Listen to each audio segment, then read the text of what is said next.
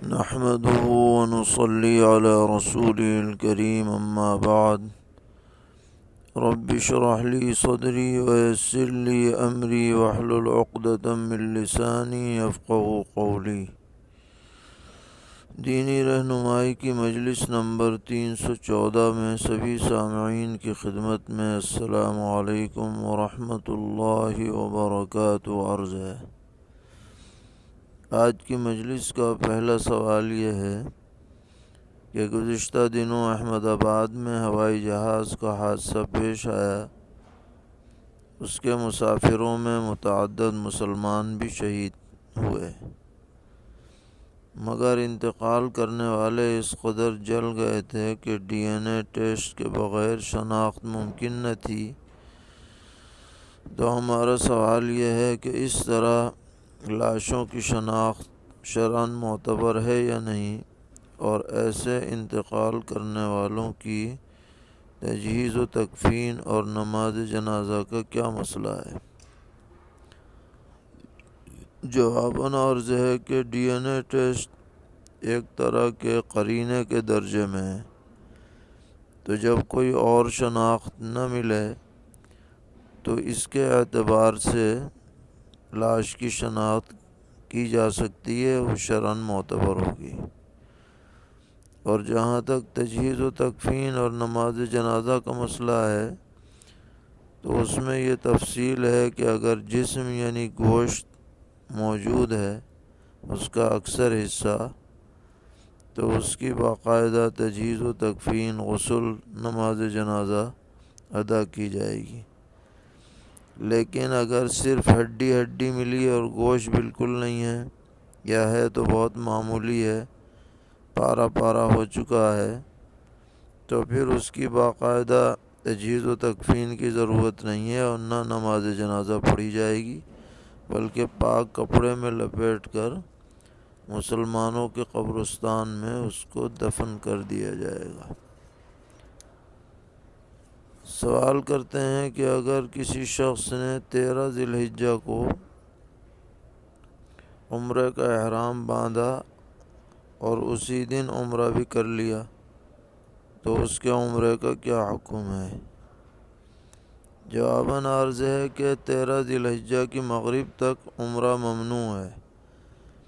اگر کسی نے کر لیا تو وہ بہت جنایت کا مرتکب ہوا، عمرہ تو ہو جائے گا لیکن خلاف ورزی پر ایک دم جنایت لازم ہوگا۔ سوال ہے کہ احرام سے پہلے بدن پر خوشبو لگائی، پھر احرام کی نیت کی، اب اگر وہ خوشبو دوسرے عضو پر لگ جائے تو کیا حکم ہے؟ جواباً عرض ہے کہ اس سے کوئی جنایت لازم نہیں ہوگی اور یہ ممنوع نہیں ہے۔ سوال ہے کہ احرام کی چادر میں وہ خوشبو لگ گئی جو بدن پر لگائی تھی اور وہ نظر نہیں آ رہی، صرف خوشبو محسوس ہو رہی ہے، تو اس احرام کی چادر کو اتار کر پھر اوڑھنا کیسا ہے؟ جواباً عرض ہے کہ جب خوشبو نظر نہیں آ رہی ہے، صرف محسوس ہو رہی ہے، تو اس چادر کو پہننے میں اور اوڑھنے میں احرام کی حالت میں کوئی حرج نہیں ہے، کوئی جنایت لازم نہیں ہوگی۔ سوال ہے کہ اگر کسی شخص نے حلق کرنے کے بجائے مشین کے 0 نمبر سے سر کے بال صاف کر لیے تو اس کا حلق درست ہوگا یا نہیں؟ جواباً عرض ہے کہ اگر سر پر بال تھوڑے تھے یعنی پوروے سے کم تھے تو 0 نمبر کی مشین سے وہ احرام سے باہر نہیں ہوگا، بلکہ بلیڈ سے یا اس طرح سے حلق کرانا ضروری ہے۔ ہاں، اگر بڑے بال تھے اور پھر مشین سے کٹوا لیے تو قصر معتبر ہو جائے گا اور احرام سے باہر آ سکتا ہے۔ سوال ہے کہ ایک عورت سخت بیمار ہو گئی ہے اور اس نے ابھی طواف وداع نہیں کیا اور واپسی کا وقت قریب ہے، تو اس کے لیے طواف وداع کا کیا حکم ہے؟ جواباً عرض ہے کہ طواف وداع اس پر واجب ہے۔ اگر وہ طواف وداع کیے بغیر میقات سے باہر چلی جائے گی تو اس کو اختیار ہوگا یا تو حدود حرم میں دم دے دے یا پھر کبھی بھی واپس آئے عمرے کا احرام باندھ کر اور پھر عمرہ کر کے طواف وداع کرے۔ اس طواف وداع میں کوئی نیابت نہیں ہو سکتی، یعنی یہ ممکن نہیں ہے کہ کوئی اور اس کی طرف سے طواف وداع کر لے۔ سوال ہے کہ ایک صاحب نے طواف زیارت کے 4 چکر 12 ذی الحجہ کے غروب سے قبل کیے اور 3 چکر بعد میں کیے، تو ان پر دم لازم ہے یا نہیں؟ جواباً عرض ہے کہ ان پر دم تو لازم نہیں ہے، البتہ صدقہ لازم ہوگا، اس لیے کہ 4 چکر غروب سے پہلے ہو چکے ہیں۔ سوال ہے کہ اگر کوئی حاجی طواف وداع کیے بغیر طائف یا مدینہ جانا چاہے تو اس کے لیے کیا حکم ہے؟ جواباً عرض ہے کہ طواف وداع کر کے ہی باہر جانا چاہیے، یعنی میقات سے باہر، اور اگر چلا گیا تو یا تو دم دے یا واپس عمرے کا احرام باندھ کر آئے اور پھر عمرے کے بعد طواف وداع کرے۔ سوال ہے کہ مخنث شخص حج اور عمرہ کیسے ادا کرے گا، اس کے احرام کی کیا تفصیل ہے؟ جواباً عرض ہے کہ جو شخص واقعتاً مخنث ہو، یعنی یہ فیصلہ نہ ہو سکے کہ یہ مرد ہے یا عورت، تو اس کے لیے عورت کے احرام کے احکام جاری ہوں گے، یعنی جو پابندیاں عورت کے لیے ہیں اور جو مسائل عورتوں کے لیے ہیں وہ اس کے اوپر لاگو ہوں گے، مردوں کے لاگو نہیں ہوں گے۔ سوال ہے کہ عرفات میں ایک حاجی صاحب حمام میں پھسل گئے اور ان کا کولہا ٹوٹ گیا، جس کی وجہ سے اسپتال میں داخل کرایا، پھر آپریشن ہوا، تو ان کی طرف سے رمی تو کر لی گئی نیابتاً، لیکن وقوف مزدلفہ چھوٹ گیا اور ابھی تک طواف زیارت نہیں کیا، اور اب صورتحال یہ ہے کہ وہ ویل چیئر پر بھی طواف زیارت نہیں کر سکتے اور ان کی تاریخ واپسی کی بالکل قریب آ گئی ہے، تو کیا کرنا چاہیے؟ جواباً عرض ہے کہ ان کی رمی کی نیابت درست ہو گئی اور وقوف مزدلفہ عذر کی وجہ سے ساقط ہو گیا، اس کے ترک پر کوئی جنایت نہیں، لیکن طواف زیارت میں نیابت نہیں ہوتی، وہ انہیں خود ہی کرنا پڑے گا۔ اب ان کا احرام تو کھل جائے گا، لیکن جب تک طواف زیارت نہیں کریں گے بیوی حلال نہ ہوگی۔ اگر واپس چلے بھی گئے تو آ کر کے پھر طواف زیارت کرنا پڑے گا، اور اگر انہوں نے صحیح بھی نہیں کی ہے حج کی تو اس کی تلافی دم دے کر ہو سکتی ہے، لیکن طواف زیارت کی کوئی تلافی نہیں ہے۔ سوال ہے کہ اگر کسی شخص نے صحیح کے 7 چکر سے زیادہ لگا لیے تو اس کے لیے کیا حکم ہے؟ جواباً عرض ہے کہ زیادہ چکر نہیں لگانے تھے، لیکن اگر لگا لیے تو کوئی دم لازم نہیں ہے۔ سوال کرتے ہیں کہ اگر کوئی شخص مدینہ منورہ سے جدہ آئے اور وہاں سے مکہ مکرمہ آئے تو اسے احرام کہاں سے باندھنا ہوگا؟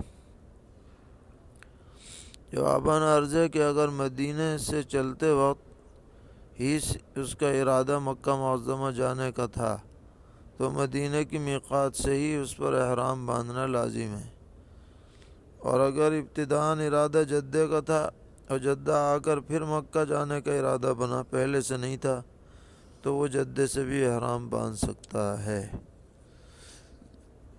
سوال کرتے ہیں کہ ایک شخص 14 تاریخ کو منی میں رہا، لیکن وہ راستہ بھولنے کی وجہ سے رمی نہیں کر سکا غروب تک، تو اس کے لیے کیا حکم ہے؟ جواباً عرض ہے کہ جب وہ دن میں منی کی حدود میں چلا گیا تو اس پر اس دن کی رمی لازم ہو گئی۔ اگر اس نے اس دن رمی نہیں کی، یعنی 13 تاریخ کی، 13 ذی الحجہ کی، تو اس کی ترک کی وجہ سے دم لازم ہوگا۔